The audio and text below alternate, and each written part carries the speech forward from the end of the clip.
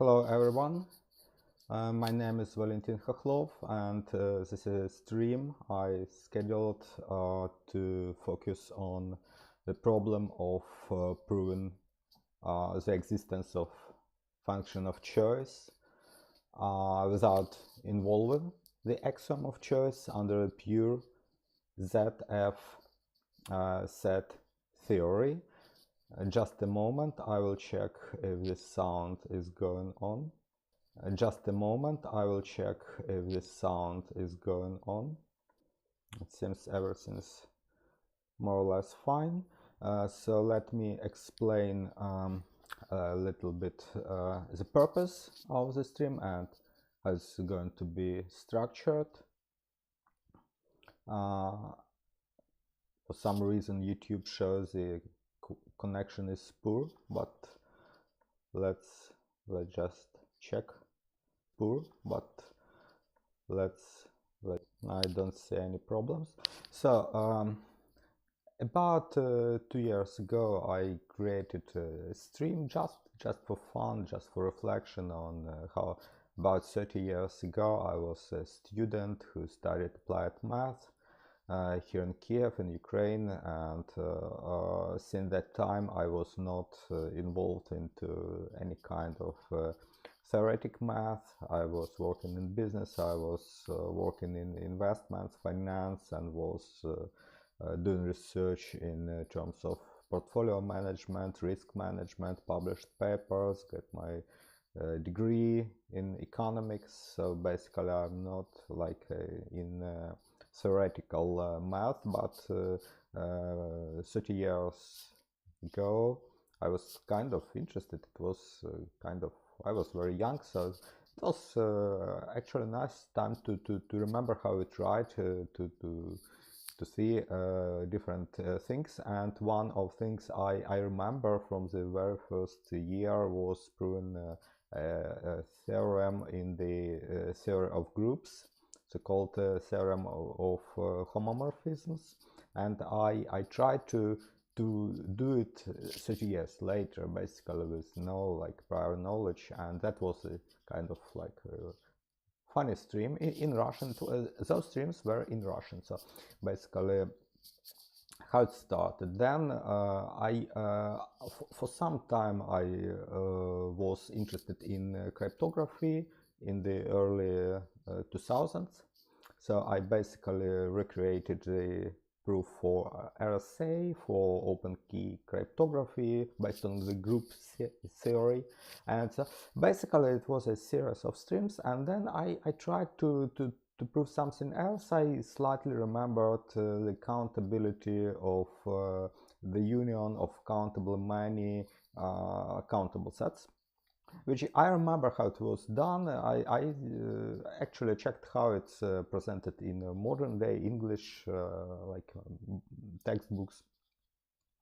Tried to create it my own way, and one of the commenters mentioned that I implicitly relied in my proof on the axiom of choice, which I was trying to avoid, because in my perception, maybe I was wrong, maybe not, time will show, but in my perception the axiom of choice was introduced by Zermelo to well-ordered arbitrary sets.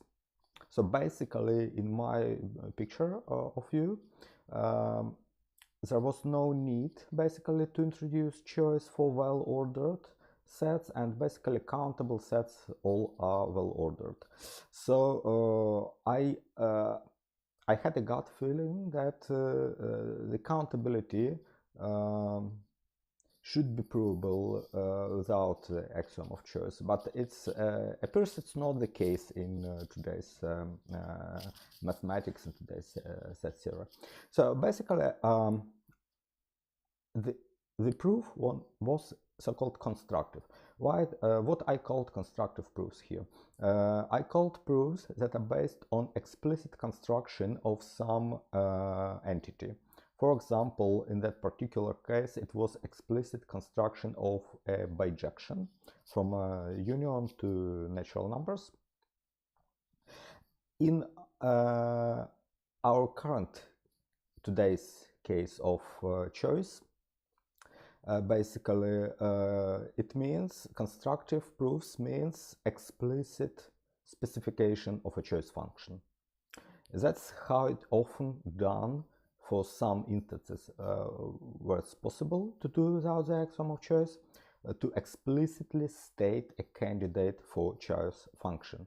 And that's what I called constructive proofs. And it appears that constructive proofs for countability was not possible because it relied on being able to choose particular bijections for each member of the family we are going to prove the countability. And that's where the problem was. So I tried different approach. What was a different approach? Just a moment. What was a different approach? So that different approach was not constructing a particular candidate for a bijection in that case, but using the axiom schema of specification to carve out a subset. Actually, I thought initially it would be possible to carve out a subset of bijections from the set of all binary relationships. It proved to be not possible to do in a straightforward manner, so it required to do several tricks to carve out one set, then use it to carve out a second set, and that second set is a set of bijections. So basically, it followed several streams and a long discussion whether it's possible, what are problems with that proof. It was necessary to polish it, to improve it several times, but that's not the topic of our today's meeting, and but it was a prequel, and based on that non-constructive proof, so proof that did not attempt to construct a particular bijection, but rather tried to separate a subset of all possible candidates. I thought that the natural extension to countable sets would be well-ordered sets, because every countable set is a well-ordered one. So basically, could we do something with well-ordered sets? Could we use some property? I will show you what we will be using to create, to carve out a set of something to be meaningful, and in this case it's set of possible candidates for the function of choice. So basically that's the idea. Use the axiom schema of specification rather than explicit construction, and not trying to construct one particular function of choice, but rather separate all possible candidates as a subset and prove this subset is not empty. So that's basically the idea how it started. And all those streams were in Russian. So this is my first attempt to do stream in English for maybe a bit wider audience. I have a chat running if there are some questions, but still let me open a preprint I prepared for archive.org. I have a preprint. I have some example of the idea, how to illustrate this idea on a specific example, and I also will try to do something I've never tried before, starting those streams, I mean the previous one, trying to use AI for validating step by step the proof. It proved out to be not a very good idea, but I will show you how I did it what are like strong points, weak points of using AI to validate such a set theoretic proofs. But let's start with the paper. So it's a second version. I changed it slightly after the previous stream. I will put a link to archive submission of this paper. What we are going to try to approach the following statement. This is a statement for the axiom. Of course, we are not proving axiom. We are proving some specific case. So, but in general case, the axiom says that for any non-empty family, I call it AS, of non-empty sets, each set of the family is just capital A, it's not empty. There exists a function. Function is a subset of the Cartesian product of the family and the union of its members, so that for every set in the family there exists one and only one element of that set, so that this function maps the set to this element. So it's set notation, but it's specifically fc of a, capital A equals to small a. So that's the axiom. Of course, it's not possible to prove it, but what I was based on a book by Hrbacek and Jack. Thomas Jack, I think it's kind of a known person in that theory, so kind of classic books on the matter. They were providing, they have a chapter in their book basically called Axiom of Choice. They were trying to approach it for well-ordered sets and shown that trying to show that they are able to construct a function that picks the least element for a particular well-ordering on a given set. They started with one single set. So that's how I called a constructive approach works, trying to construct a specific function, trying to get some specific well-ordering and build a function that maps a set to the least element of that set as per this particular well-ordering.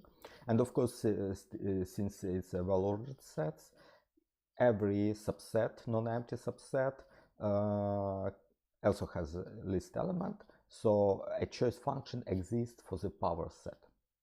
If a set is well-ordered, choice function exists on a power set, and they try to prove the vice versa. So that's constructive approach.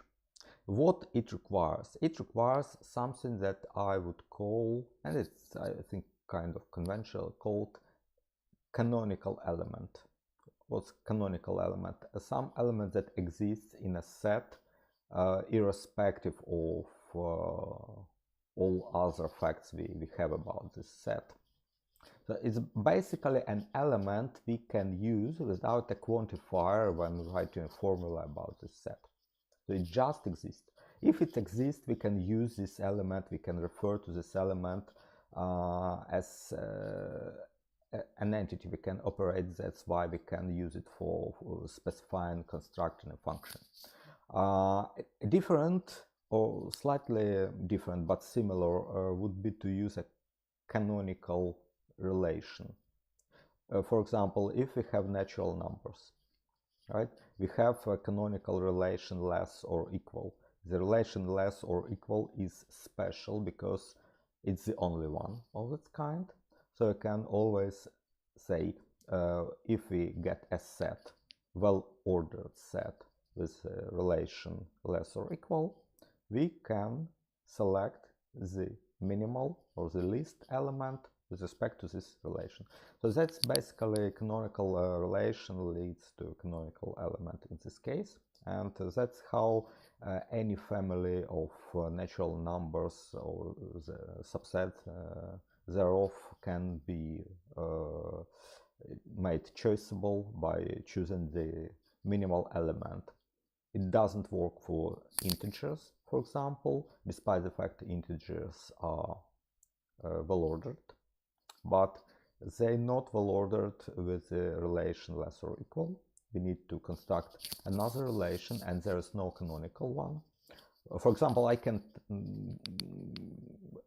tell you of two candidates, natural candidates for well-ordered integers, one being 0, 1, minus 1, 2, minus 2, 3, minus 3, and so on. And the second one being 0, minus 1, 1, minus 2, 2, minus 3, 3, and so on. Which one to choose as canonical?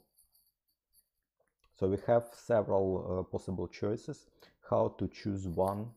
If we choose one, we can make choice, construct choice function based on this relation, but we need to choose the relation. So here's the problem: if we have several possible candidates for canonical element, for canonical relation, we need to choose one of those to specify the function of choice, and that is not possible without some kind of choice being postulated, so being an axiom. So that's a problem with constructive approach, basically. So that's how it started. So the idea I started with was to use a different approach, to base on ZF axioms excluded the axiom of choice, and not trying to construct anything, but trying to separate some subset. And what we will be using? We will be using the paper by Zermelo himself. Basically, I refer to this paper. It was published in 1908 in German. 25 years ago, for 6 months, I was trying to learn German, so I don't declare any knowledge of German, but still I can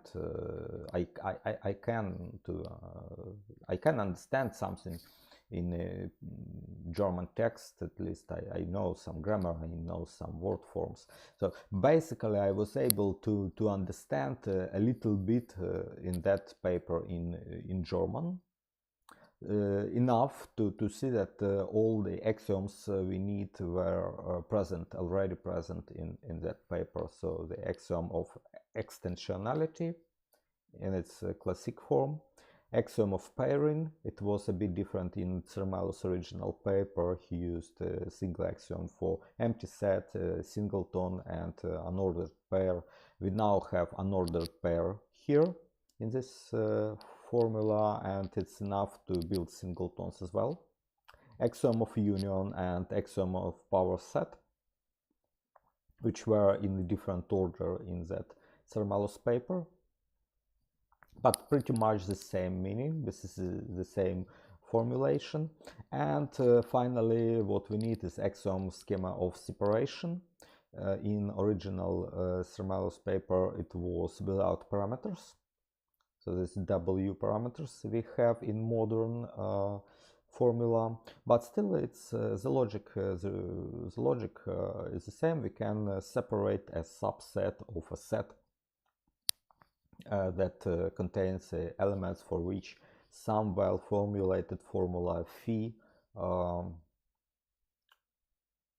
is true.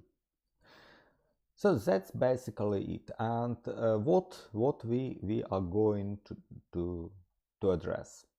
We are going to address the existence, proving the existence of a choice function for families, first of well-ordered sets. The statement is basically the same with white slight addition. So for every non-empty family of sets, of which every member is a non-empty, well-ordered set. So the set is non-empty. and the set of well-orderings over this set, which I call this fancy or script R A, script R of A. Subindex means the set for which this fancy R is built, and fancy R is a set. Each member of this fancy R is just a plain R of A is a well-order, some well-order on over set A. So if we have such a family, then there exists a function of choice which is introduced just like it was in the axiom. So the only thing we add is the existence of non-empty set of well-orderings over each of the family members. So that's pretty much clear, I think. So let's now go step by step, basically. So since we know there are well-orderings, at least one, maybe many, for every of them we have the least element. I denote it with A star. A star and subindex is the well-ordering for which it's the least element. And for this least element, obviously, every other element of the set A is in relation R A. Another mistake, sorry, pitiful, I didn't correct it. So the relation RA should be here in this formula. Okay, so let's try our artificial intelligence. I'm using so-called deep AI,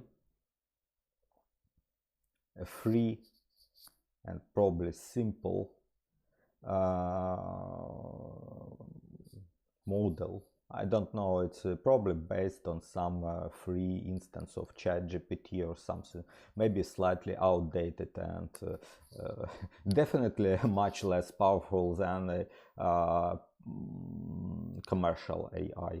But let's try to ask this question. So suppose we have ZF axioms alone without any kind of axiom of choice. We have family of sets, and each set has a non-empty set of well orders. So I'm asking to validate a proof I have step by step. So let's start with the step 1.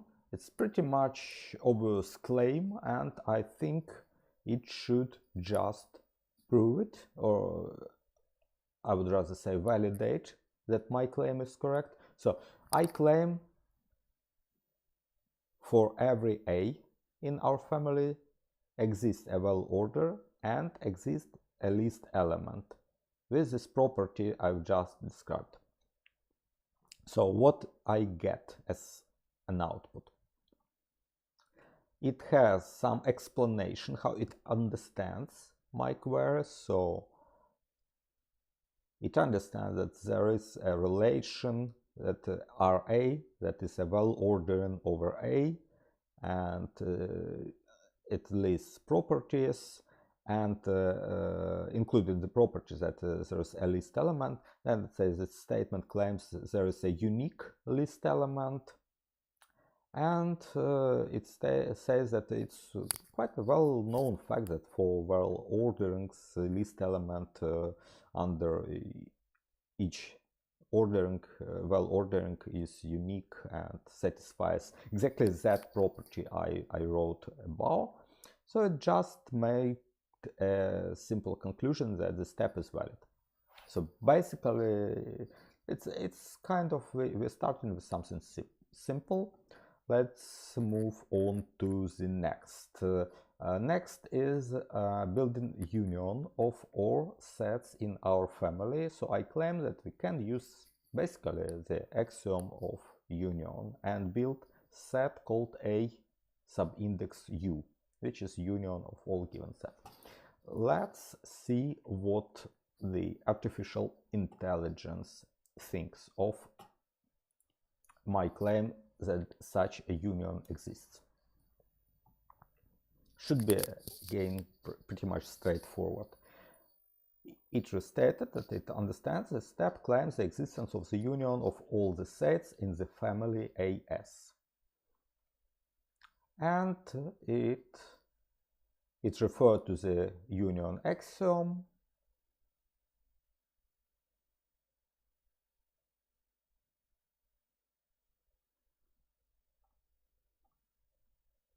and it concludes the step is valid under the assumption that AS is a set. Of course, we can use the axiom of union for sets, not for something different. Good. So far it's easy. Then third step should be as well. I claim we can build a singleton for every A in our family, and then can build a Cartesian product of that singleton and the set itself. To build a set of pairs, set element, ordered pairs, set element for every set in our family. Let's see how our deep AI copes with this step. I think it should be pretty much straightforward as well. So it restates for every A, it forgot to put subindex S here, but that's not a problem. This kind of ridiculous, but I think it understands pretty much what I intended to do. So I try to build singleton for every A in AS, and then form a Cartesian product, the Cartesian product. And I claim that there is a unique like PA for every A, and PA contains those pairs A capital and small a for every set and every element of that set. So it writes, yeah, we can create singletons, it's valid by the pairing axiom. We can do Cartesian product, it even describes how we can do that in ZF, and of course we can create ordered pairs, which is required for Cartesian product basically. And yes, it claims that such a set, which is a singleton times the set itself, is the set of such elements, such pairs, ordered pairs, capital A, small a. So basically, so far it's pretty much straightforward. What's next? Next, also quite an easy step, we can build two unions of power sets.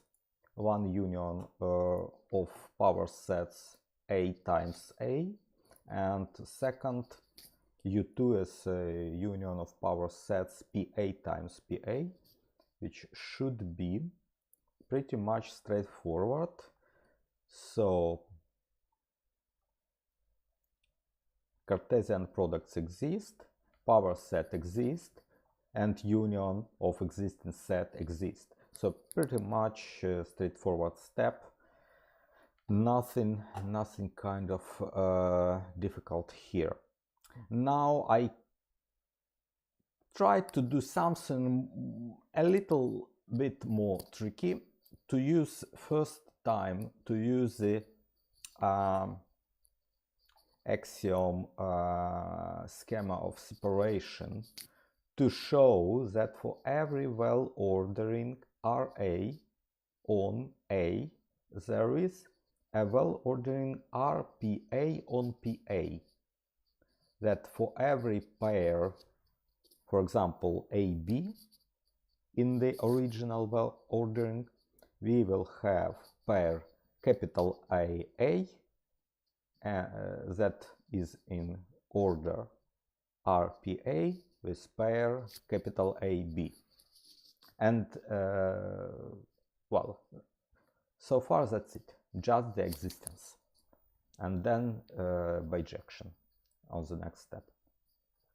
So I write the axiom schema of separation or specification using the ordered pair with these numbered notations in each subpair. So it understands what my sets are.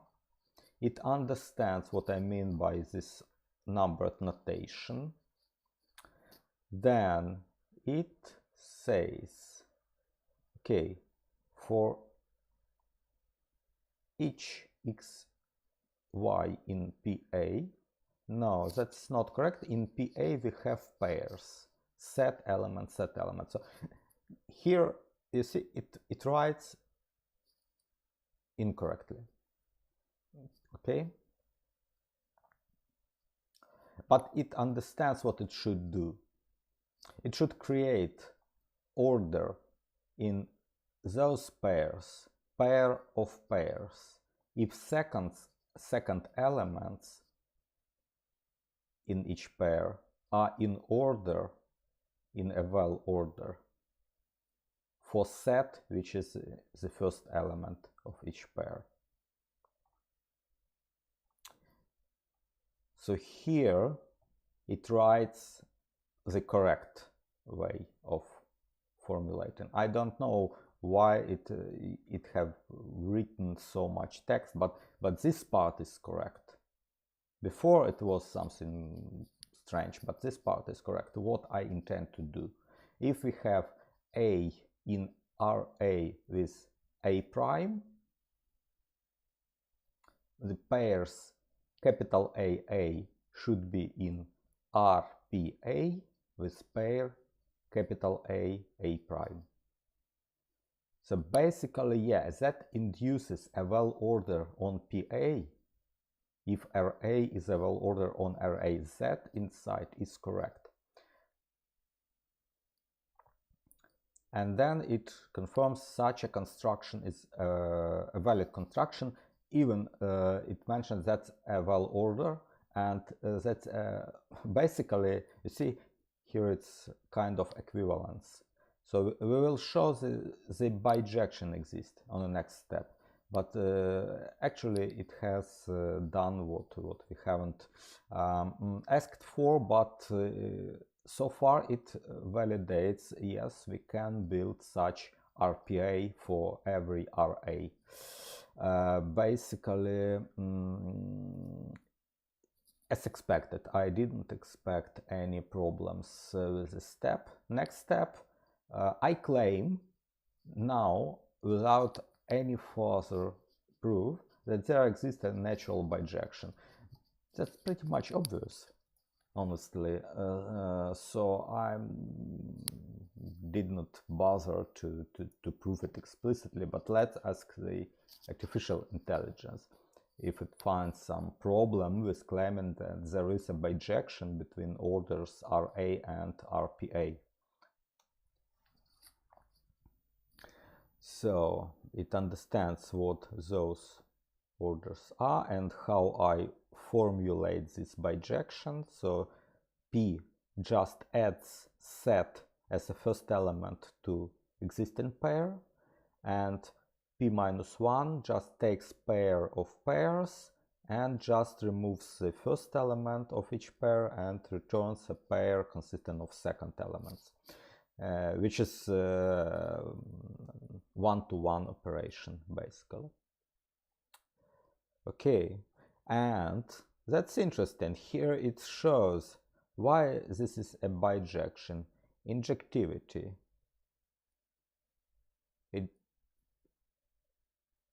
It preserves every pair. Well, I preserve every order which is a pair. Surjectivity. For any order, the set recovers the order, so it's like the inverse relation is also a function. So basically it finds no problem with claiming that such a bijection exists, or such a relation as specified is a bijection. So far it's kind of simple. Let's try something more complicated. Now the key steps follow, where we use the axiom schema of separation to separate. First we separate from U2 subset containing some specific sets of pairs. And now let me just validate with the artificial intelligence, and then I will show a particular example what I'm trying to do, how I'm trying to use this schema of separation. The formulas are here. So first one is trivial. We use a universal for our problem, set U2, and separate some subset Qs from it using the formula phi1 of Q, and formula is true or holds for those Q for which for every A in our family there exists such a well-ordering over A so that for every two elements of A, pair capital A small a and pair capital A small b are in Q if and only if elements A and B are in RA. Let's try this step. I claim we can use this schema of separation. Let's run. Do you see what I'm doing?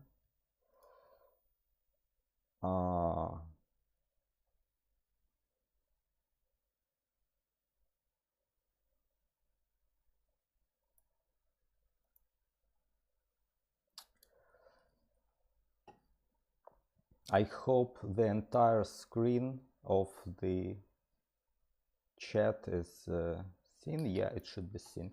Good. So what it says, we have this invocation of this schema which represents a specific axiom, the intuition under it, how it understands the axiom schema of separation, which is basically correct. It bounded formula. It confirms that phi1 in my instance is a bounded formula because it quantifies over elements, not over entire universe, and so basically only free variable is Q here. Okay. It even writes how it understands this Q. Q encodes RA on A as pairs, capital A, capital A, small b, which is basically correct. Yes, it encodes every well-order over a larger universe and creates a subset of those encodings. I don't use terms encodes, encodings, but still. Let me ask a question. If var phi1, it's how we call this formula, of Q is a well-formulated formula.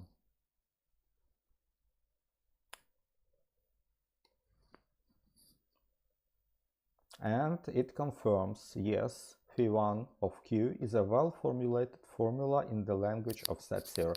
That's pretty much all we need for the axiom schema of separation, for the formula to be well-formulated.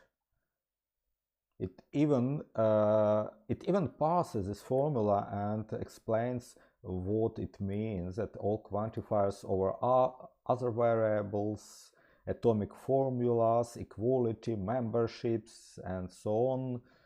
So basically, I think it's doing pretty much good job, at least for this particular step.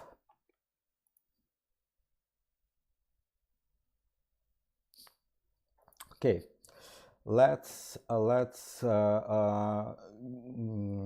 come with an example. So I created a very simple example. We have three sets.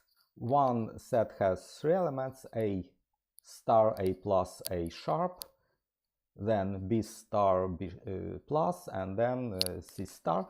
And actually we can extend it to countable sets, uncountable, doesn't matter. We just use this for illustration. Because obviously we can't use too much elements, we will get too much time to enumerate them. We have well orders, so each well order has a list element. R star A has A star as a list element, R plus A plus, and so on. So basically step one was to guarantee those elements are and are unique. Okay, step 2 is union, so create union of all elements, then constructing those sets, which are pairs, set element, and so on, constructing those unions of power sets, so how they look like. So basically,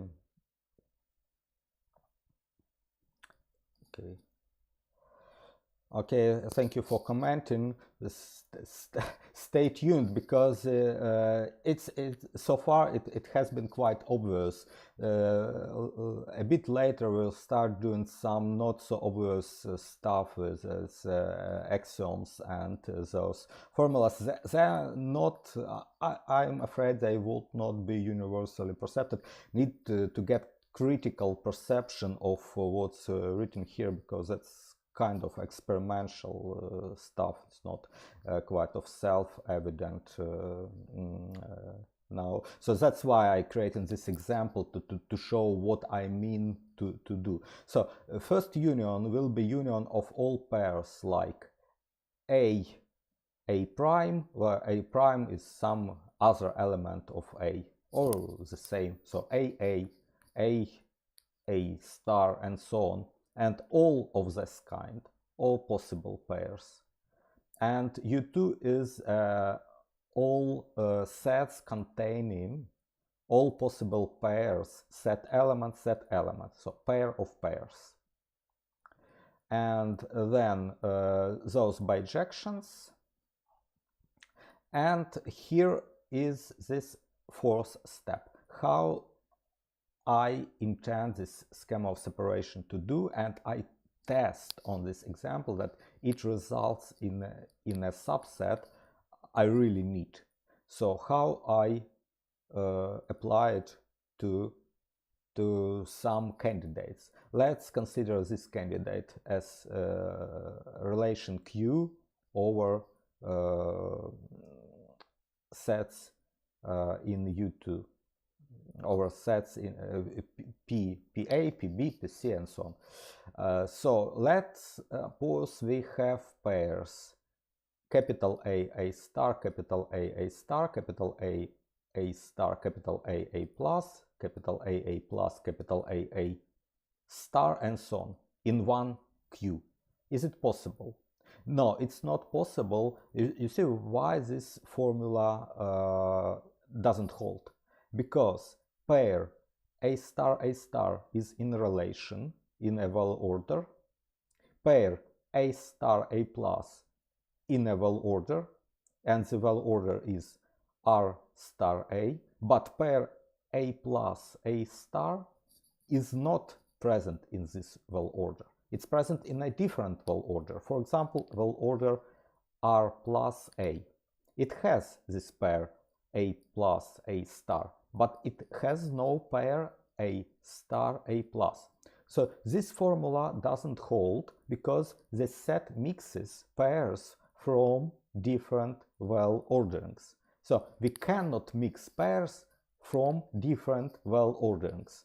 So this is our first insight. This formula will not work if the set Q has pairs from different well orderings for the same set. Now, let's suppose we have pairs for exactly one well ordering, which is R star A. And then we have pair, for example, B star with any other pair like B. Roughly speaking, we have union of P R star A and P R star B. So we have all pairs from one well ordering and all pairs from another well ordering. So we choose X as A. No, choice is a bad word here. For X, you see, it should hold for every X. For X equals to A, it holds because there is such a well ordering that has all the pairs we encounter in Q. For set B, we also have such a well ordering R star B, which holds all exactly the same pair we encounter in Q. But when we set X equals to C, we find no pairs representing C in Q. And here the formula breaks. So our second insight, the Q for which formula holds should contain pairs for every set. We cannot omit one set in our family. So we cannot omit any single set. We must have pairs for all sets, and for one set we should have only those pairs that correspond to exactly one well ordering. Only for those Q phi1 is true. Let's check it. Let's take some example. P R sharp A union P R plus B union P R star C. You see, when we for instance when we take X equals to A, this formula is true because there exists a well ordering R sharp A which contains exactly the same pairs we encounter in Q. For X equals to B, the corresponding order is R plus B. For X equals to C, corresponding order R star C. When we have only three sets, first one has 3 elements, second one 2, and third one 1. How many candidates we have, how many elements we have in Q? Only 6.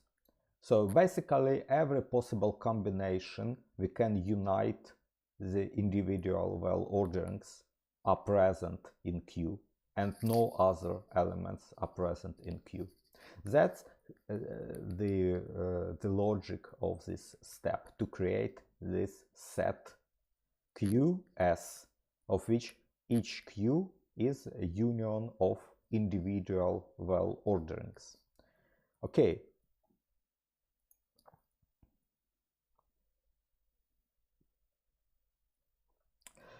Okay, let's proceed to the next step.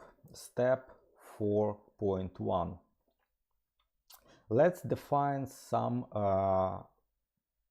element, some set QA, which is Q intersection with Cartesian product PA times PA.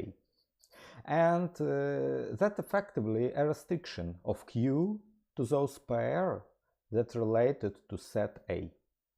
How it works? Let's check if our artificial intelligence validates we can create such a set.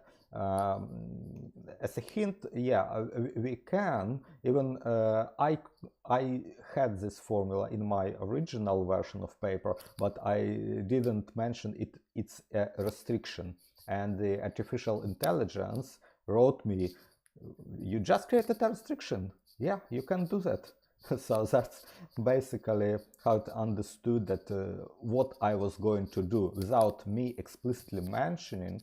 I was going to create a restriction.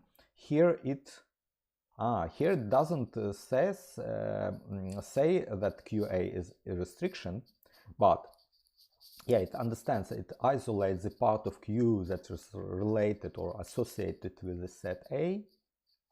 And it even understands we created a partition. We partitioned our Q into QAs for every A in our family.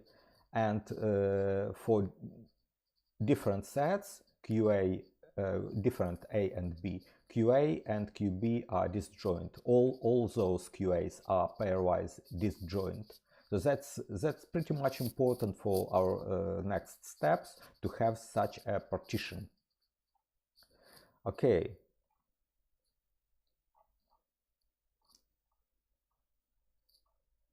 Definition, consequences. In summary, definition. Okay, I don't see. Let me ask. Could you validate creating QA is possible under ZF? Okay, at least it says no problem. Existence, Q is a set, right? PA is a subset, is a set. Intersection is possible operation. So basically I think it's kind of evident intersection exists because of the following axioms. Good. So far it validates. So what we have next in my example? So basically the same which has been mentioned. We create a partition of Q by different like sets. We specify set, and the following restriction will be PRA something, PRB something, PRC something, and Q is a union.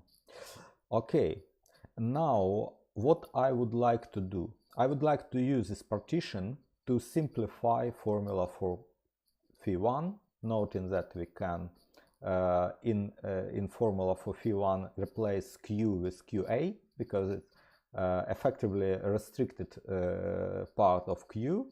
And then since QA and RA or RPA, they refers RPA specifically, which is a result of applying bijection P to RA. They refers to exactly the same pairs. You see, capital AA, capital AB in QA, if and only if the exactly same pair in P, result of bijection P applied to RA. What's here? We have here axiom of extensionality. So basically we can write QA equals to PRA, or P minus 1 to Q applied to QA equals to RA, or P minus 1 applied to QA is a well order in A. That's just it. That's what I intend it to do. Basically, let's try with the artificial intelligence what it says about this claim. So the observation is, as I mentioned, in our formula we actually need a restriction, not entire Q but a restriction, because we have first element of each pair fixed to set A, and then we can replace AB with bijection P, So move from this pair to pair related by PRA, and then use the axiom of extensionality. And okay, put it all together, it has the same claim as I asked it to validate. So all step involves standard operations defined in QA using bijections. So the AI sees no problem with that. Well, I think it should be pretty much straightforward as well. So here in my example, I even don't provide any details because the step should be pretty much straightforward.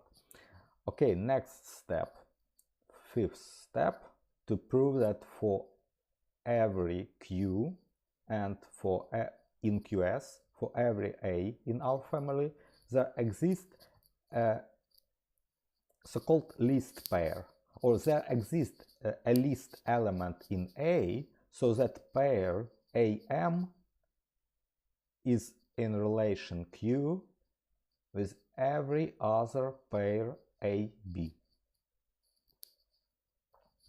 Let's see example.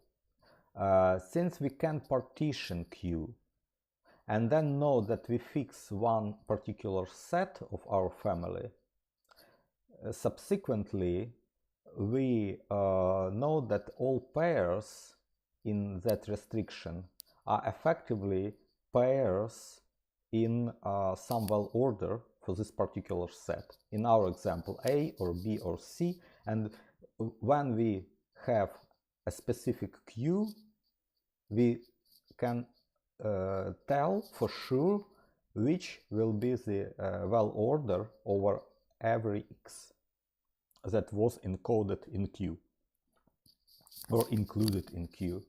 So for example, if we took Q as P R sharp A union P R plus B union P R star C, we know that for set A we are operating with this well order R sharp A, for set B R plus B, for set C R star C. So we know exactly the list element A sharp, B plus and C star, and we know that for each of the sets A sharp will be the list pair in Q for any other AA.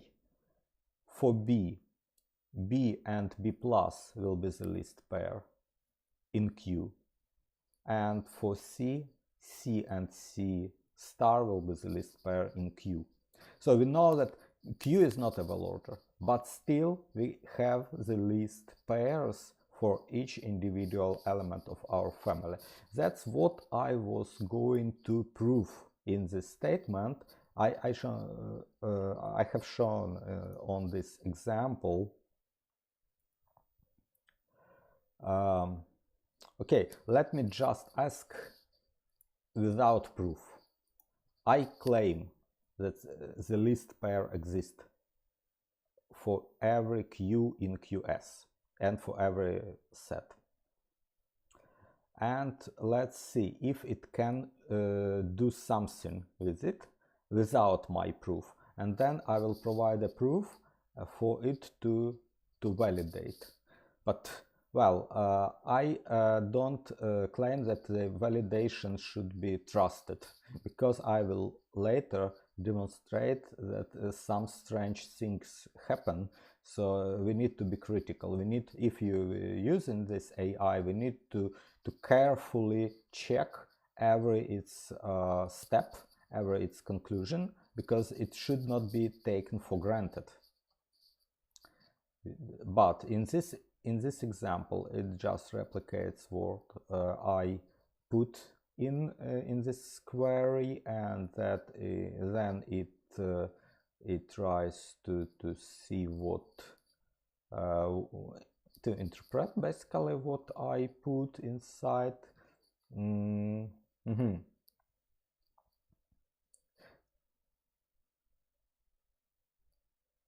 And you see it did not validate this step, which is interesting. It did not validate in general, but not necessarily, because Q is a relation that in total on A has some special property. So it basically it doesn't see without subsequent proof that it's true. So just claim without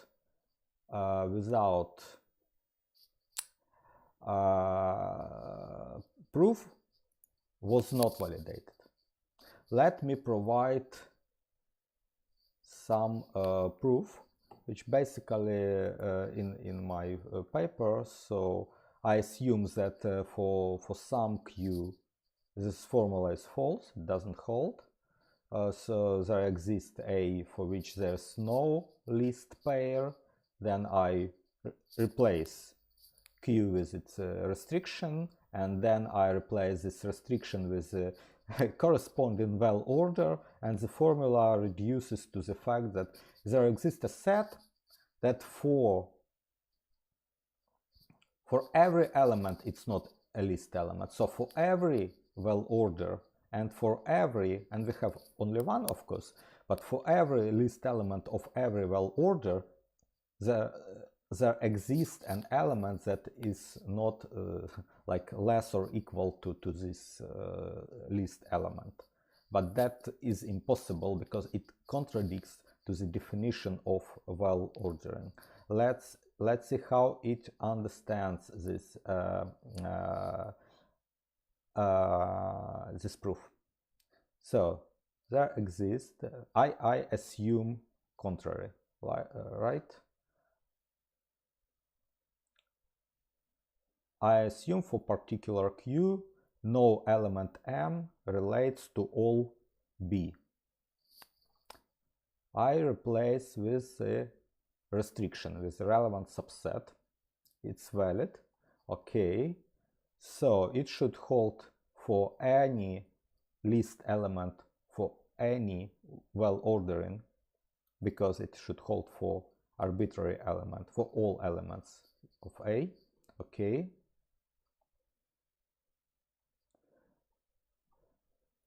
So it's not least element for some B. Okay. So the initial assumption, no element is relates to any other element, and under this assumption there exists such least element that is not actually a least element, and that contradicts to the assumption, to the condition of the theorem that Ra is well ordered, so there should be a least element. Okay.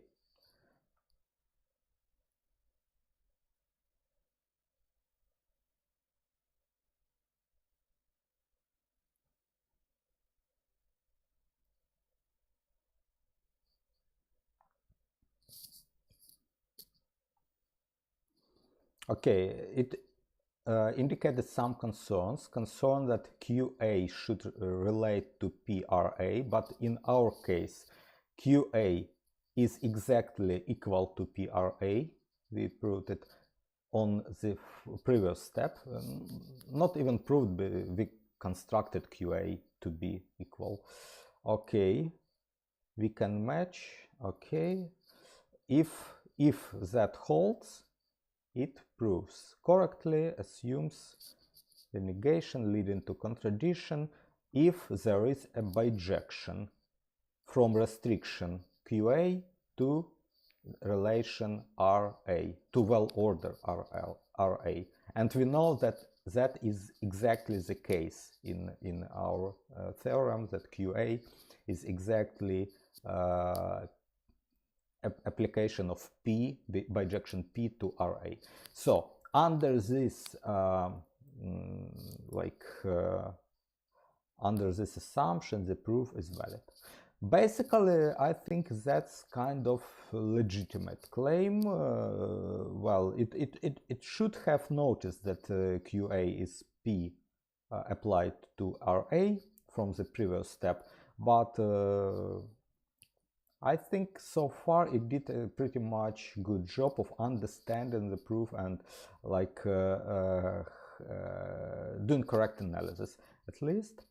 So next, that's the most interesting part. Prove that QS is not empty.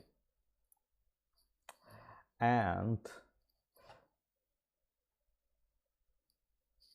I would like to use a similar reasoning. Proof using contradiction. So let's suppose QS is empty. Then for any Q in U2, formula phi1 should be false, should not hold.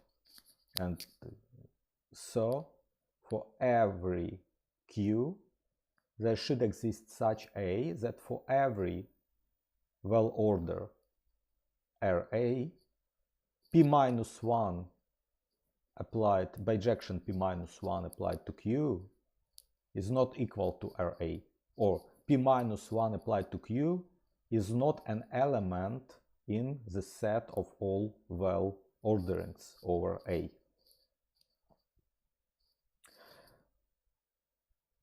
Why here's problem? P minus 1 is bijection, so its image should equal to its codomain, and its codomain is power set A times A. So the entire power set A times A should hold no well-orderings, and that basically means the set is not well-ordered, but that contradicts to our condition. So that's the logic of this step. Let's first test this logic. I don't know if it understands it or not, or have some concerns, but let's test how the artificial intelligence understands this logic. I will show you the example a bit later. Okay. So far it understands that it should apply the negation to the formula, which is equivalent, that for every Q there should exist such A's that any well-ordering bijection P applied to the well-ordering is not QA. I had the opposite. I had P minus 1 from Q equals to RA, which is basically the same. So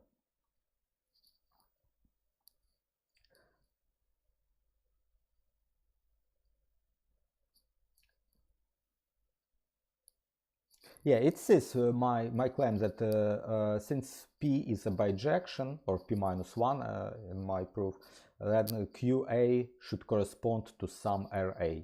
And it's not possible for any QA to be not corresponding to exactly one RA, and any RA not to be corresponding to some QA.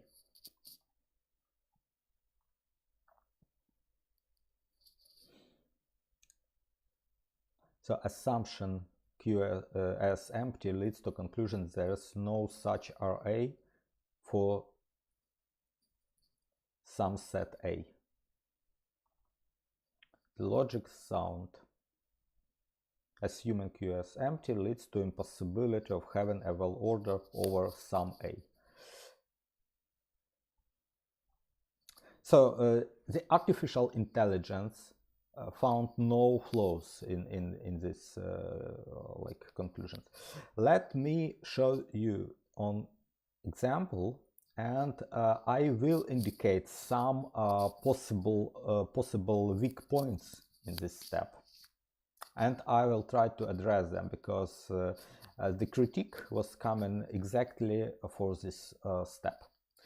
So what I was trying to do, I was trying to show that if we have the statement that for every q in U2 exists some set in our family, so that for every well ordering p minus 1 to the restriction q on that set not equal to any of the well ordering, that formula must be false. And I showed that just with one particular example to demonstrate the logic, how it should work. If we have this q equal to PR star A union PR plus B union PR star C, for every set we have some reverse mapping to a well ordering. So for set A, what we restrict Q to P R star A, and P minus 1 applied to P R star A expectedly returns R star A. And the formula that for every RA in set of well orderings RA doesn't equal to R star A is false, because R star A is a well ordering. So R star A does not equal to itself, which is of course impossible. The same for set B. The only difference, we have a reverse mapping of Q restricted to B to well ordering R plus B, and of course R plus B is present in the set of well orderings over B. So this formula is false. And for C as well, it's false. So basically, you see the logic. This formula is false because for it to be true, it requires that some reverse mapping from Q to R results in element that is not a well order. So every possible set of pairs in U2 should contain no pairs composing a well order for some element of our set. Or alternatively, we can apply p minus 1 to this formula and immediately receive that there should be no such element in U1, because U1 and U2 are related with this bijection. So no such element in U1 that for which exists such set in our family, that the restriction of this R prime over set X is a well order. So there should exist some set for which we are unable to locate any set of pairs in all possible set of pairs that constitute a well ordering, which basically results in that set being not well ordered. But what is the weak point here?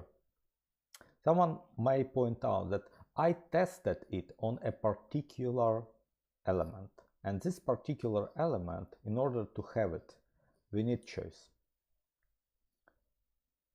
So as if I have chosen this particular Q and use it as a counter example to show this statement is false. It's not always true, and that's why QS is not empty. But my claim here is I use it for demonstration, for illustrative purposes, not for proving. And we can demonstrate that this step will hold for any possible set. Of course, we cannot take some uncountable set and just show for each element, test it for each element. But let's just try not to pick out some particular element Q, but address it from a different point of view. We need to show that there exists some set for which there is no such set of pairs that translate back to a well ordering. We need to show that either set A or set B or set C or some other set breaks this formula. So when we have a contradiction, this formula holds for some set, at least one. Then let's take set B, for example. We can take any set, actually. B is just for illustration, because it has 4 pairs. Set A has more, but set A has 4. I will call only second elements of each pair, because the first element is the set B itself. So B star, B star, B star, B plus, B plus, B star, and B plus, B plus. 4 possible pairs, and I will enumerate them as 1, 2, 3, 4. Let's just see how this formula holds for it should hold for every Q. So it should hold for every Q containing any pairs, any possible pairs of other sets, and some of these pairs for set B. 1, 2, 3, 4 in different combinations. For example, if it has only pair 1 but not pairs 2, 3, 4, then when we apply the restriction of Q over B and then bijection P minus 1, inverse bijection, we end up with set that has only one pair, B star, B star. It's not a well order on B, so the formula holds so far for this particular Q, not for any, but for this particular Q, and for this particular set, yes, it's true. But we need it to hold for every Q. So we check with next pair. Pairs 1 and 2 in Q, pairs 3 and 4 not in Q. What we get after all the transitions. We have pairs B star, B star, B star, B plus. It's not a well order, so far so good. Let's then test next pair 1, 2 and 3. Next relation 1, 2 and 3 are in Q pairs, and pair number 4 not in Q. What we have, which pairs after applying restriction and inverse bijection? B plus, B plus, B star, B star, sorry, B star, B plus, and B plus, B star. Again, those pairs do not constitute a well ordering. So far holds true. Then we test in next possible combination, pairs 1, 2, 4 in Q, pair 3 not in Q. We end up with the following set of pairs: B star, B star, B star, B plus, B plus, B plus.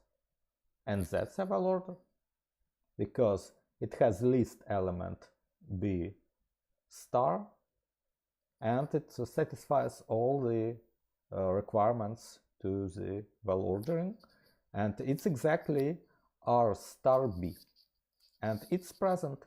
So for this element, this formula is false.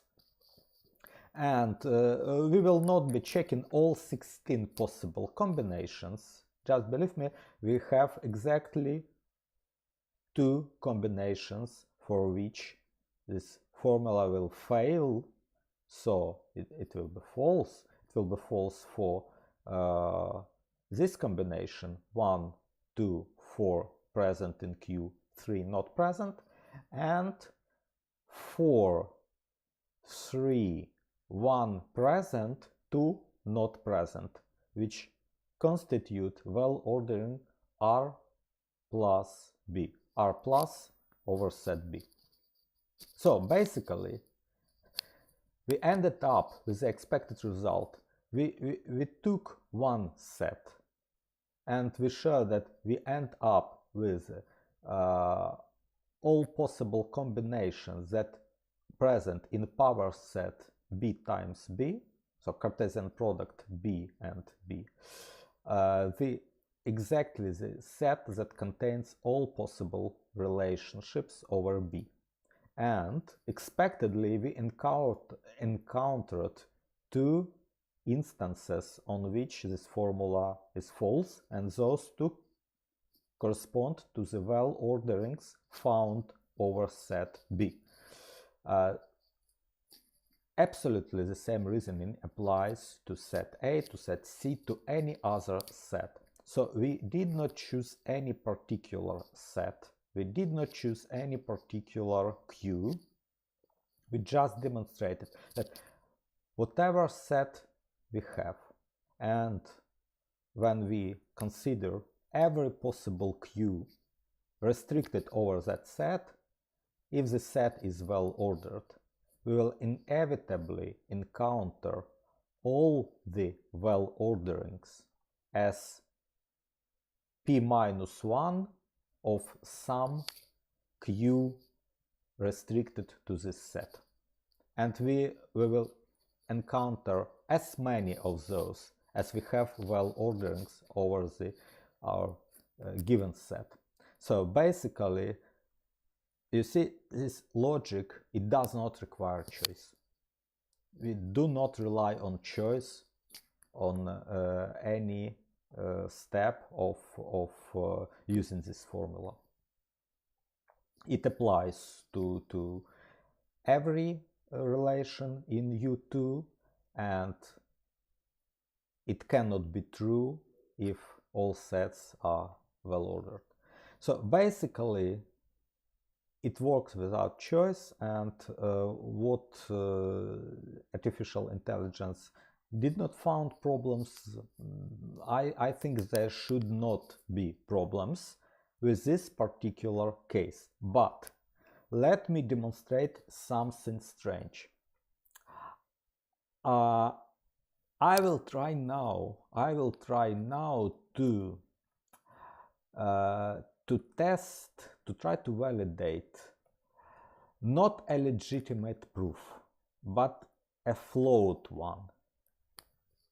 Actually, that was one of my earlier attempts. I even wrote it, but then I removed it from the paper because I found this flaw later.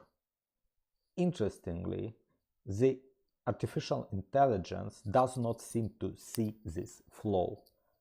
Let's see where it breaks, where its logic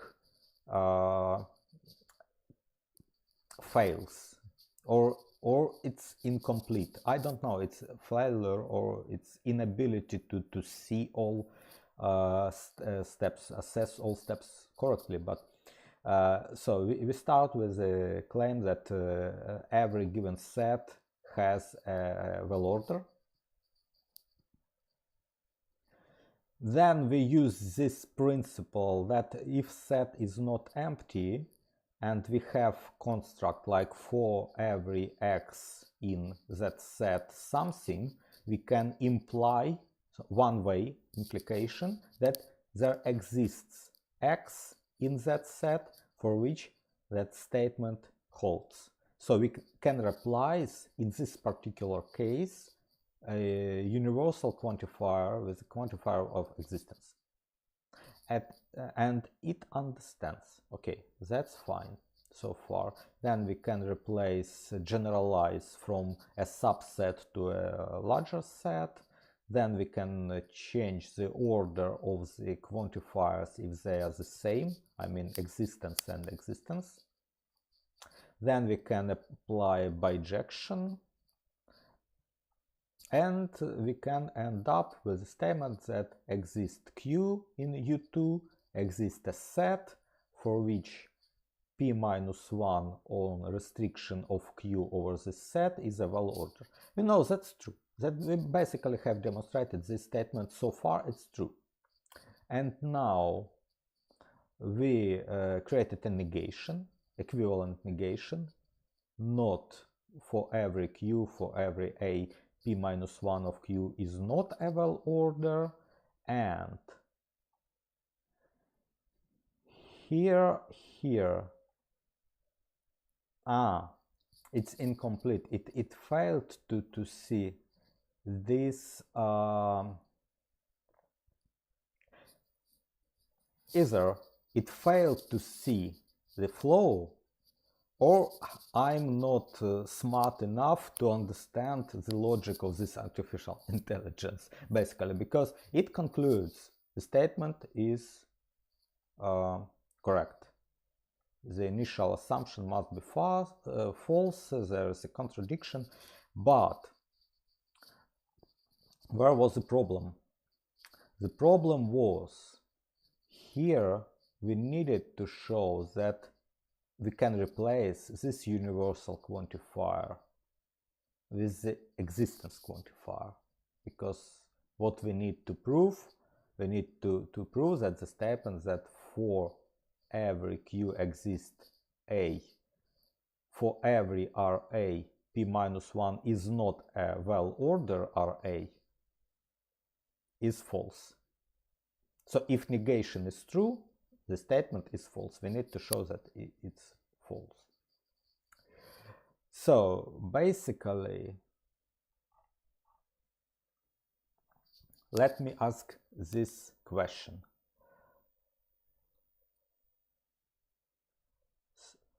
Suppose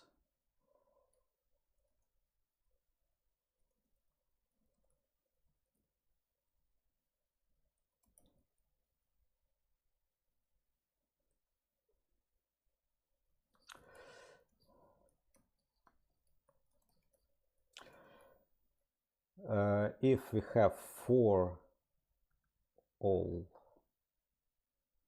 a x in AS psi x implies exists x in AS psi x.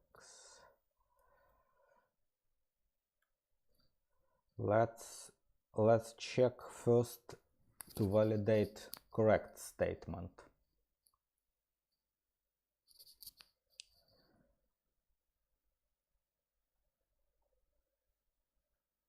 So that we can replace quantifier for all to exists if AS is not empty. Okay, so yes, it validates. Now let me ask,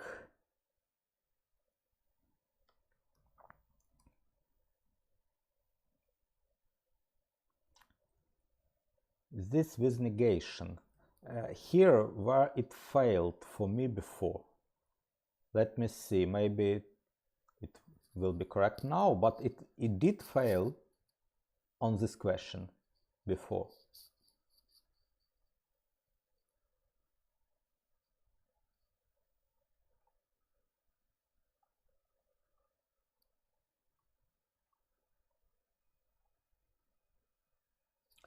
Wow, now it's correct.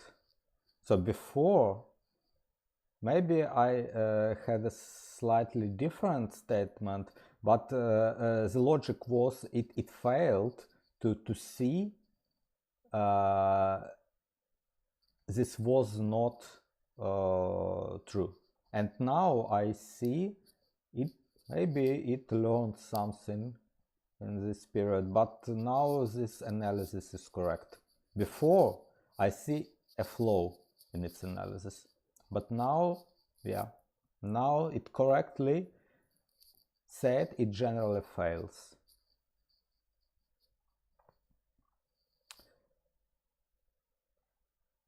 Nice. So good job, artificial intelligence. But nevertheless, I was going to show you some instances where I found flaws in artificial intelligence, but this flaw has been fixed somehow.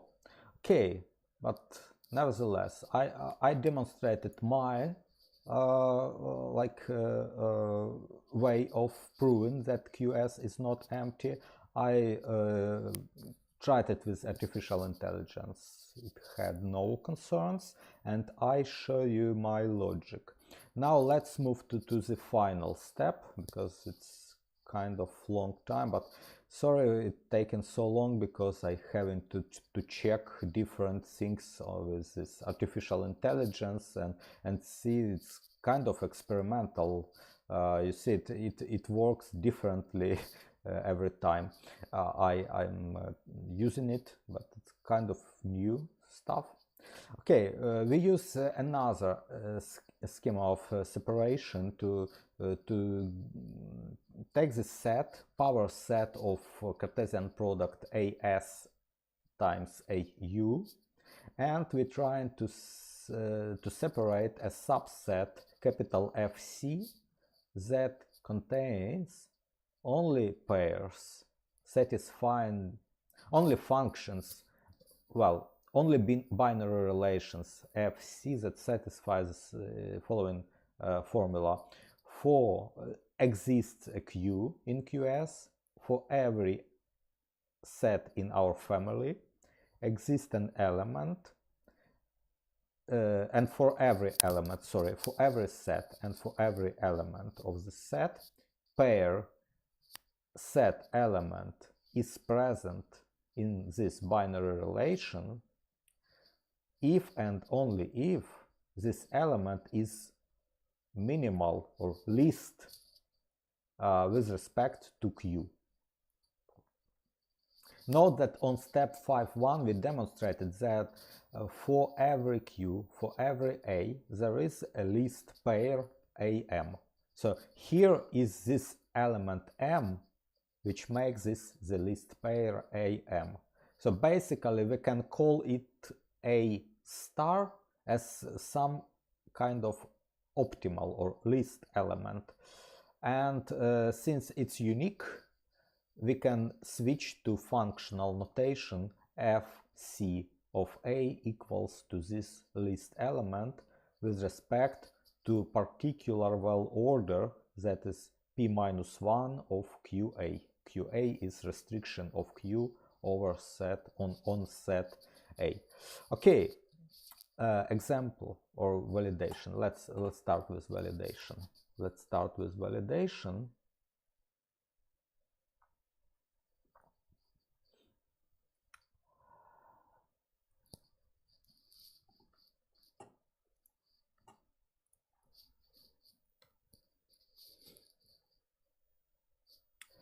Okay, schema of separation, also known as comprehension schema. We use power set of AS times AU and would like to get a subset containing some binary relationships which we show are functions. So we use this formula Phi. Okay, for each element, the formula as I explained before. So what I needed to do? I needed to validate the formula is a well-formulated formula, because if it is, this axiom can be written.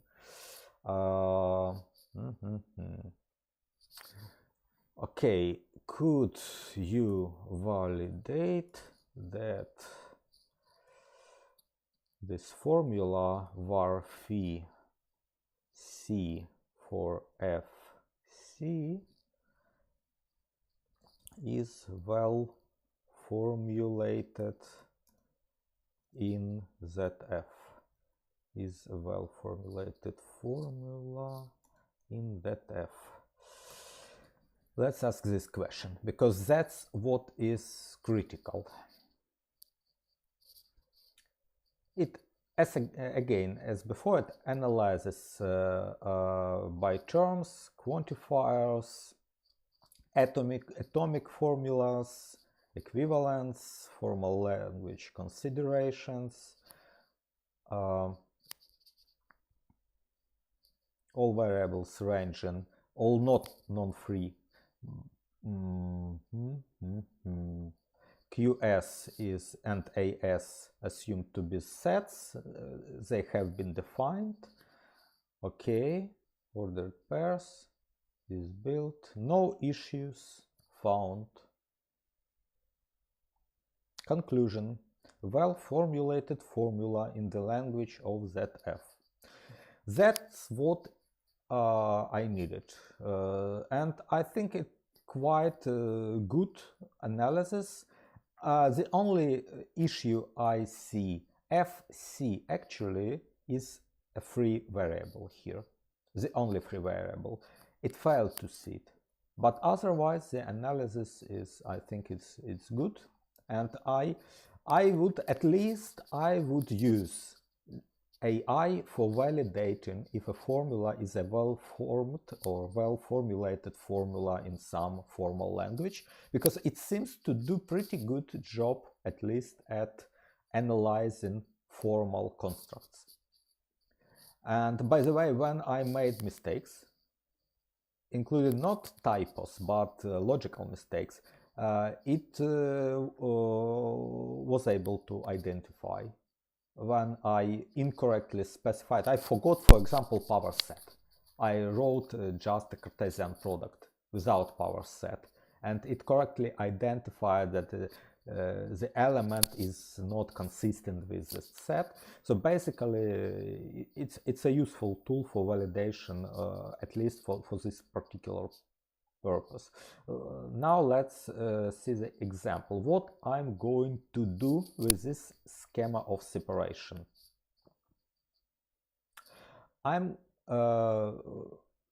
Let's just first test what in which cases it's true, in which cases it holds. Let's test it on this set of pairs.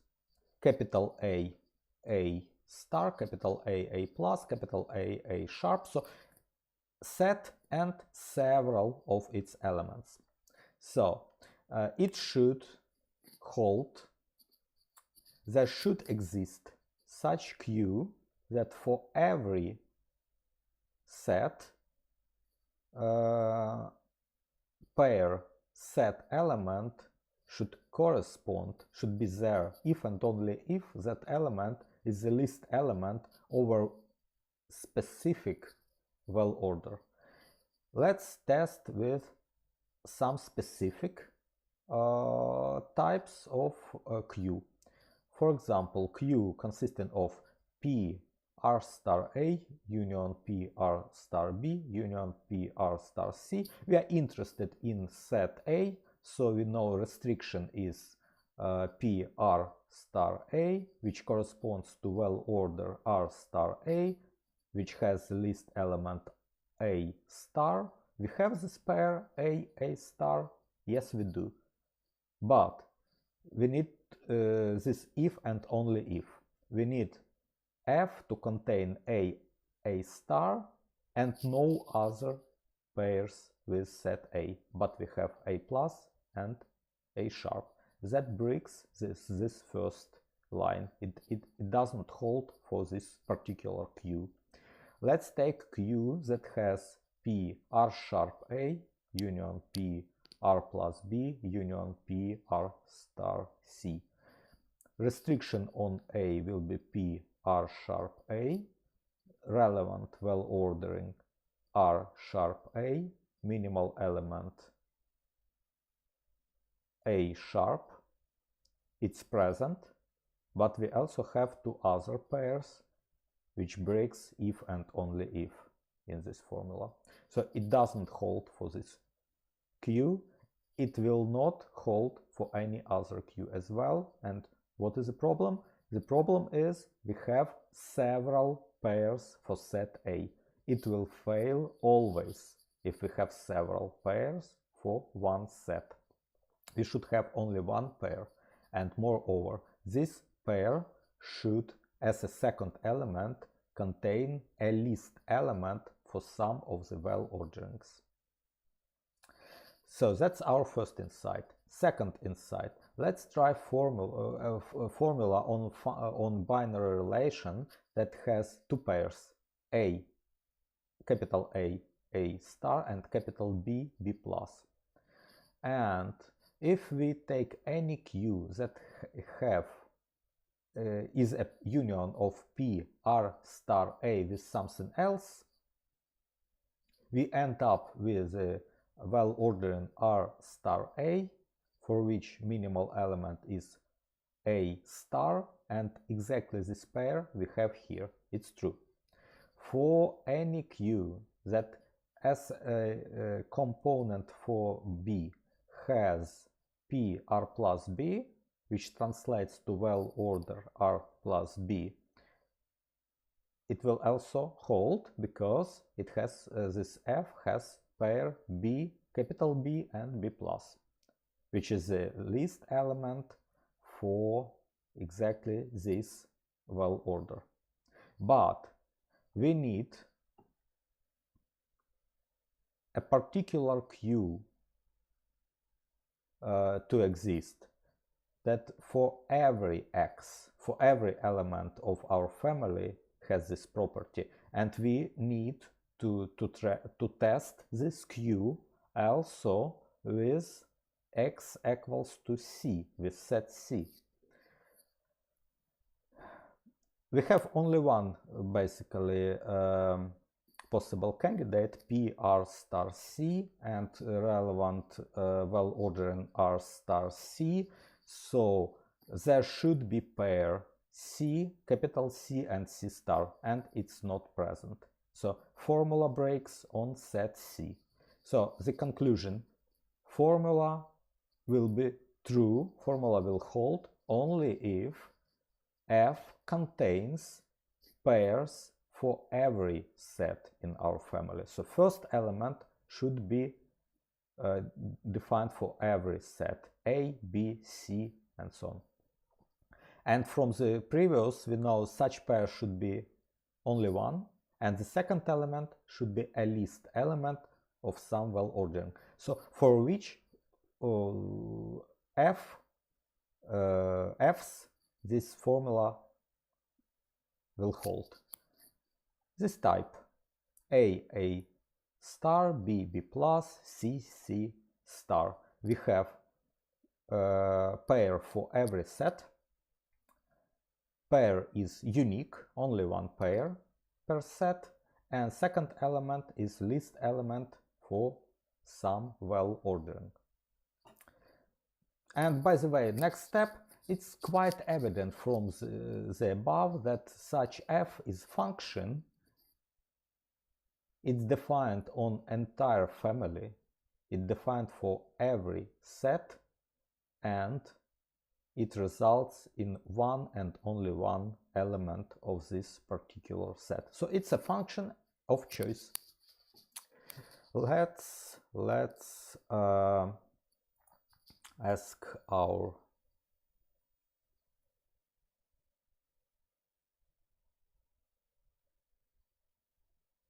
artificial intelligence what it thinks. First of all, I would ask if it can confirm we can reduce the formula on for if C, phi C of Fc, reduce as was specified in my example.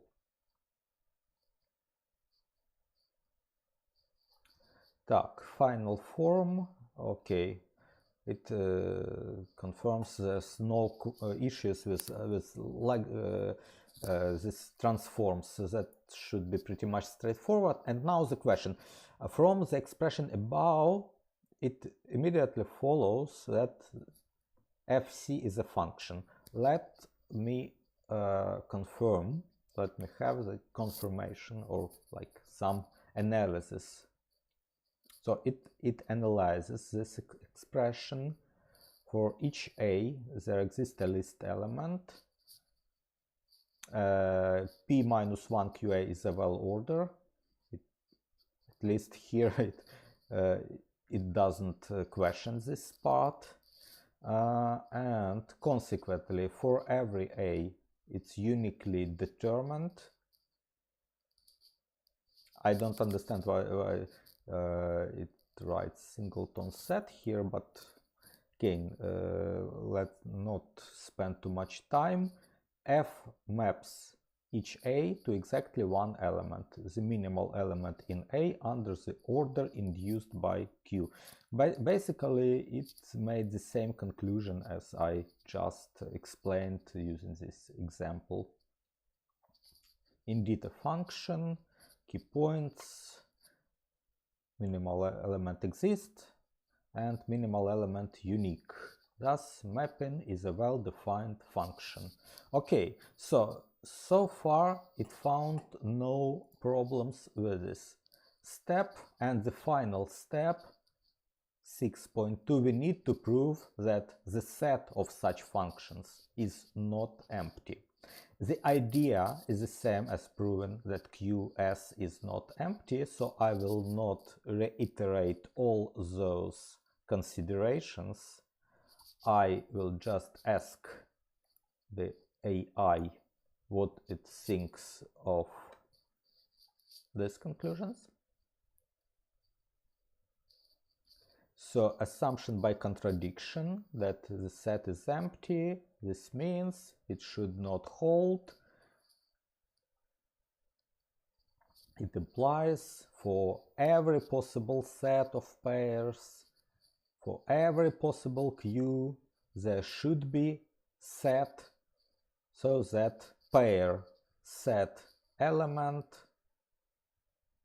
is not there for the element that is the least element, this one least element for this well order. Okay, so my claim was, since Fc can be any subset of the Cartesian product, so basically that should hold for any possible combination of pairs.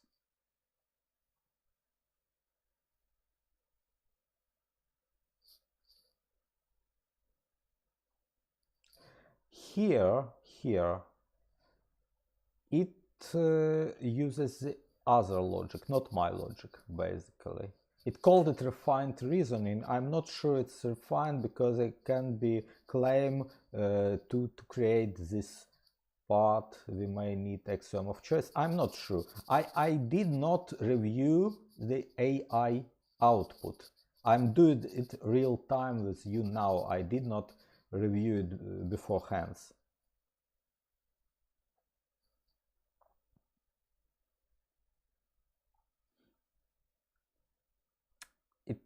It came to the same conclusion, that there is a contradiction, but with some so-called refined reasoning. I'm not sure if it's correct or not, but it came to the same conclusion. Okay, what was my example to show my reasoning? Not refined, maybe not very refined, but still I'm pretty much sure my reasoning is correct as well. So, since it's this contradictory assumption must be true for every possible set of pairs, there should be no such pair for which this set and this list element is in function.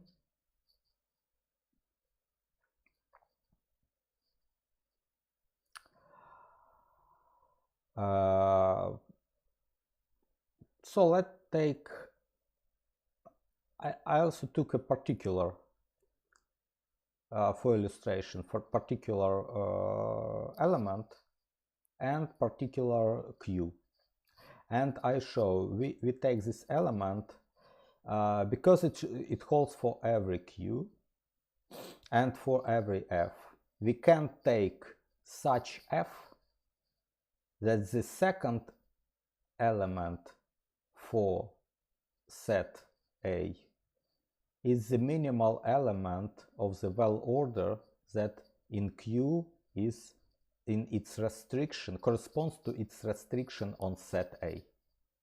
In set B, the second element the same as the minimal or the least element in the well ordering that corresponds to the restriction of Q on set B, and so on. And that just substitute, and then it's quite evident if we take this F and this Q for A, for any element in A. This element should not be equal to the least element of the restriction of Q on A and applied p-1 to it. So it's basically a star. No element is in A should equal to A star, but we know that A star is in A. It's false. The same for B. No element in B should equal to the least element of the well order that corresponds to P R plus B. So the well order R plus B, its least element B plus, no element in B should equal to B plus. It's false because B plus is in B. The same is for C with element C star. So again, understand me correctly, I'm not picking a particular F and particular Q. I'm just using this as illustrative example. Whenever we have combination of F that has such pair that corresponds to Q that has such can be partitioned into such restrictions, we will result in false statement. So the statement will not hold for every Q and every F. We sure there are combinations of F and Q that result in the statement being false for every X. There exists no such X, no such element in set. And I just illustrated it on a particular combination, but there are many such combinations, and you understand how these combinations are formed. And we are sure those combinations do exist because F can be any and Q can be any from QS, and QS is formed of all such possible unions of such possible sets. So basically I show here in my reasoning that this statement cannot be true for all combinations. It will inevitably fail for the combinations where we have in F second element that corresponds to the least element of the same well order. So that's what I was trying to do in step 6.2. So we show that FC is not empty.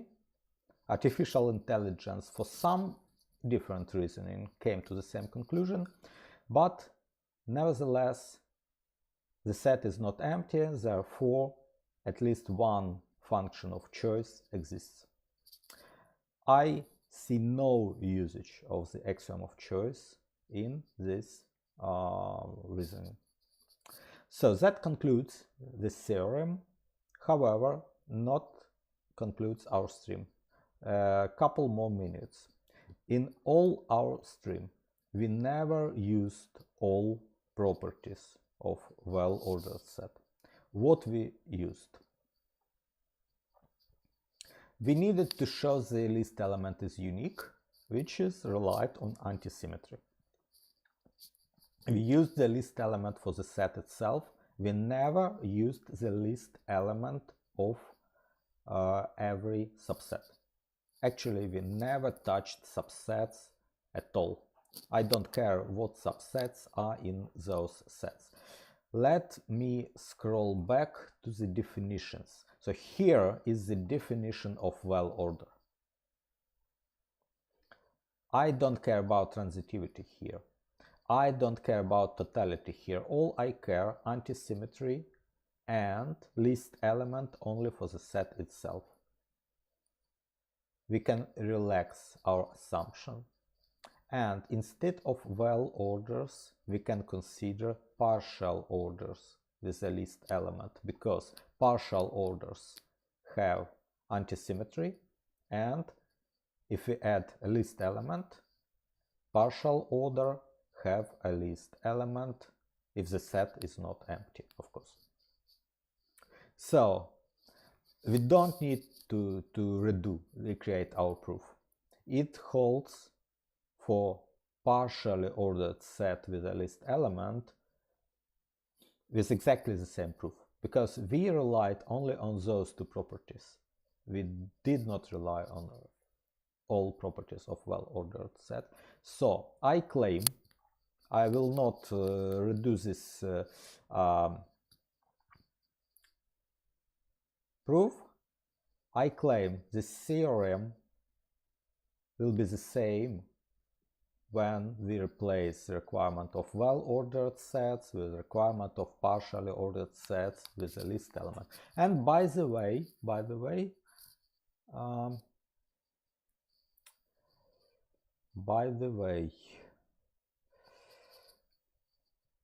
let me ask, what the artificial intelligence thinks of it. I also claim that the same steps are valid if RA were not a well order, not, sorry for my grammar, not well orders, but partial orders with least element. Let's see what it thinks of this claim.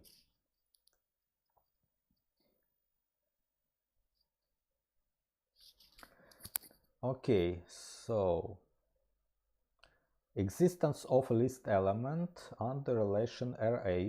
What was required? Whether the set, the order is total, was not essential. Okay, it found out that totality is not critical, and by the way, transitivity not. So it found two critical points: the existence of a least element in each set, so if a partial order with a least element, it addresses this point, and the uniqueness. And for uniqueness we need antisymmetry, and antisymmetry is also present. These order properties are satisfied if it's a partial order with a least element. Consequently, the same steps remain valid. Basically, good job AI. Actually, that was my point, and it just reiterated.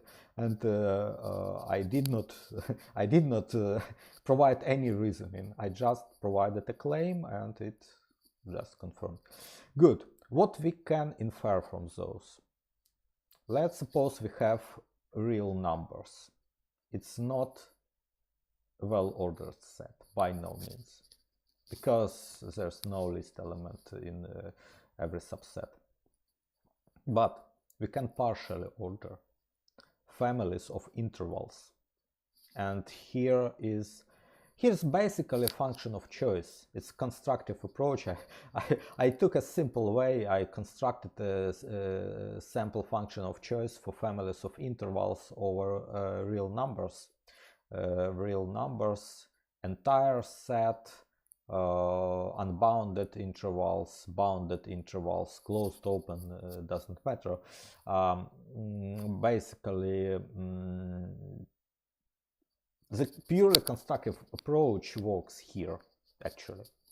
But we can also use separation schema. In this instance, we can use one invocation of this separation schema with the following well-formulated formula that just separates sets interval and element, set of pairs interval element, which compose a function of choice.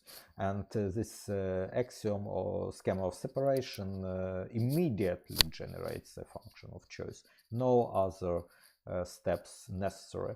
But to apply our approach, we can also create a partial order with a least element as follows. Quite a simple order. We can compare distance from some element inside the interval, and intervals are non-empty. So we can choose a canonical element as shown above, and if distance is equal, we just order by natural ordering, less or equal. So that's a partial order. And by the way, that's what I checked with artificial intelligence, and it did a pretty good job in confirming that this represents a partial order with a least element. And then applying our theorem, we can show that the family of intervals over real numbers are choiceable without the axiom. And by the way, we can use the same for Rn for any like two-dimensional, three-dimensional, and so on spaces of real numbers. But we cannot do it as simply for topological spaces, because what's the idea I had when I considered such intervals? The idea they are kind of contractible. But in fact they are not even contractible, they are even path connected, analogs of path connected spaces. But in general case we cannot specify such a canonical element for topological space. That's the problem. Take, for example, a sphere or hypersphere or a ball. In an interval, we can point out some canonical element based on the boundaries of this interval. But let's suppose we have a sphere in Rn. Which element we should nominate as canonical? In theory, if we introduce some system of coordinates, we probably can, but in general all points of all that space are equivalent. But we know for any of those points there is a point map. We can reduce the entire space to any of its elements. There are mappings to any of elements. So here is the next idea.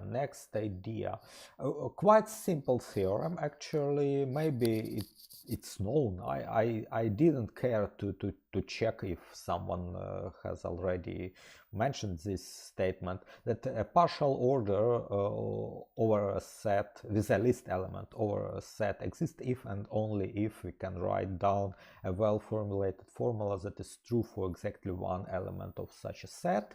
And quite trivial statement.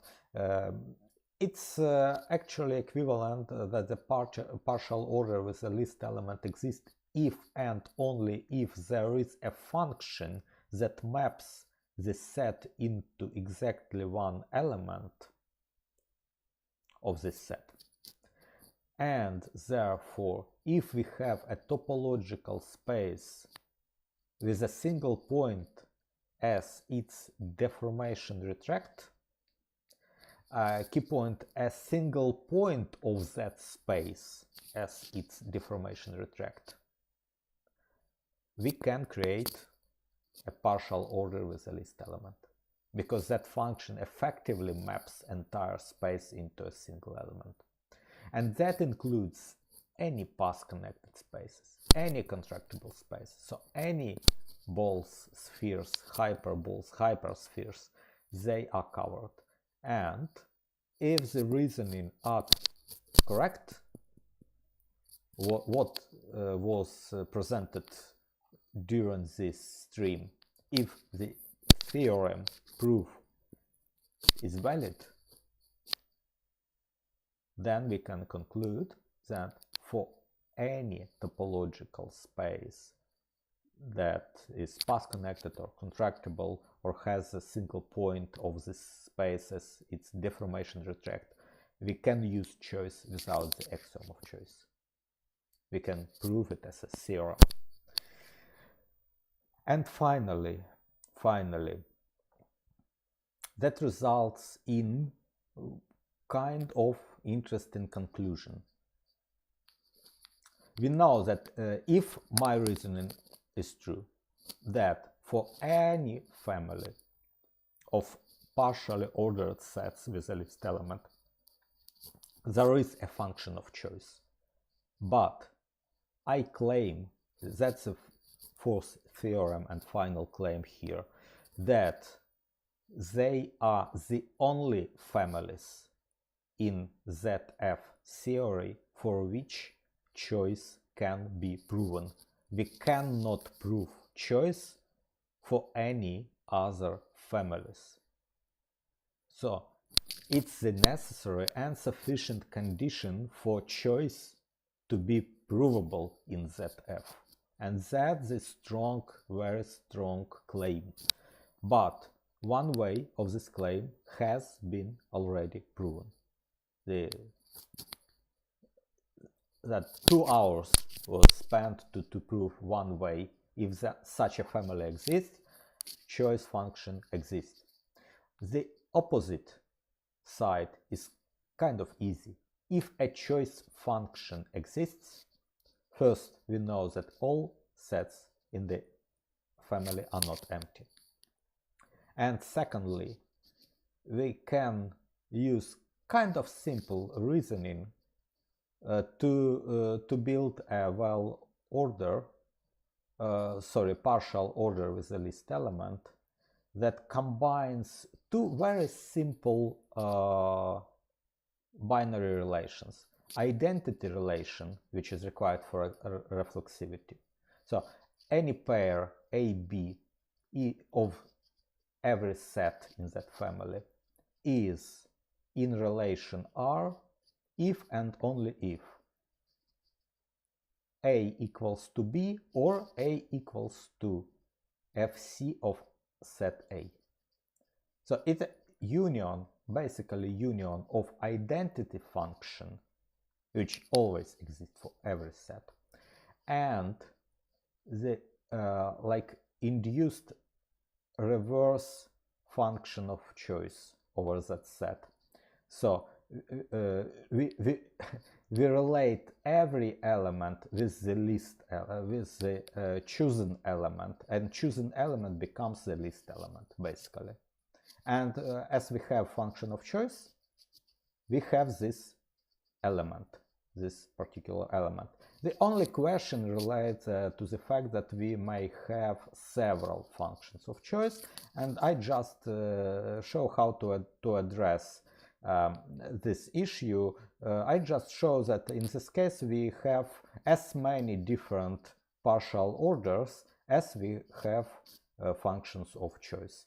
That's kind of easy and simple proof. I will not waste maybe your time on showing. I will keep the link to this paper in description, so you can just check it yourself.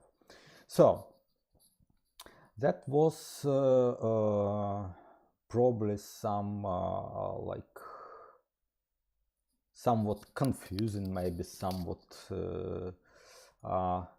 not very well structured maybe stream, because I tried to to do some things I've never like did before. So there was no rehearsals, or there was I just am talking to you, I'm just talking to the artificial intelligence and trying to show something, trying to explain some reasoning, and that's why it took so much time, and maybe it was not kind of prepared, because it's not my intention to prepare some kind of polished video. It's just you so many things I'm trying with you in real time, and that's it.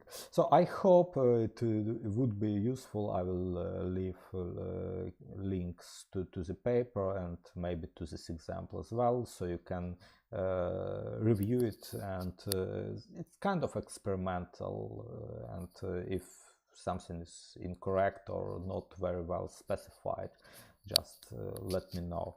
So thank you for watching, thank you for tuning in, and have a good day. Goodbye.